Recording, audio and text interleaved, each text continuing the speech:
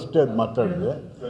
ನಮ್ಮ ವಿಶ್ವ ಒಕ್ಕಲಿಗರ ಧರ್ಮಪೀಠದ ಧರ್ಮಾಧಿಕಾರಿಗಳಾದ ಚಂದ್ರಶೇಖರ ಸ್ವಾಮಿಗಳ ವಿರುದ್ಧ ಪೊಲೀಸ್ FIR ಹಾಕಿರೋದು ನಾನು ಖಂಡಿಸ್ತೇನೆ. ಯಾಕೆಂದರೆ ವಯಸ್ಸಾಗಿದೆ ಅವರು ಅದನ್ನು ಪತ್ರದ ಮುಖೇನ ನಾನು ಅವ್ರು ತಪ್ಪು ಹೇಳಿದ್ದಾರೆ. ಹೌದು, ತಪ್ಪು ಆಗಿದೆ, ಕ್ಷಮಿಸಬೇಕು ಅಂತಲೂ ಕೇಳಿದ್ದಾರೆ. ಅಂಥ ವಯಸ್ಸಾದ ಒಬ್ಬ ಸ್ವಾಮಿಗಳು ನಮ್ಮಲ್ಲಿ ಗುರು ಪರಂಪರೆ ಇದೆ, ಅದಕ್ಕೆಲ್ಲ ಗೌರವ ಇದೆ.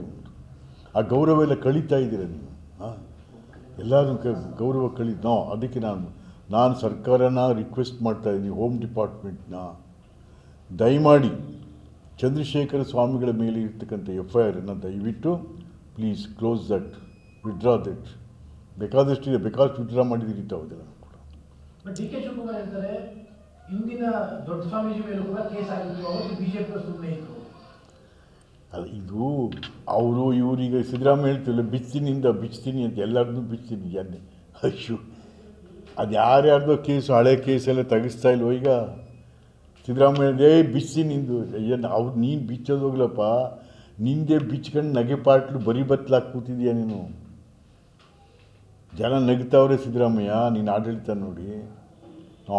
ಸ್ವಾಮಿಗಳಿಗಲ್ಲ, ಇಲ್ಲಿ ಗುರು ಪರಂಪರೆಗೆ ಇದು ಜಾತಿ ಪಾತಿ ವಿಚಾರ ಬೇರೆ ವಿಚಾರ. ಅದು ಗುರು, ಆ ಗುರು ಪರಂಪರೆಗೆ ನಾವು ಅವಮಾನ ಮಾಡಬಾರ್ದು, ಧಕ್ಕೆ ಆಗಬಾರ್ದು. ದಯಮಾಡಿ ಇಮಿಡಿಯೇಟ್ಲಿ ದ ಗೌರ್ಮೆಂಟ್ ಅದ್ರ ಬಗ್ಗೆ FIR ಬಗ್ಗೆ ತೀರ್ಮಾನ ತಗೋಬೇಕು.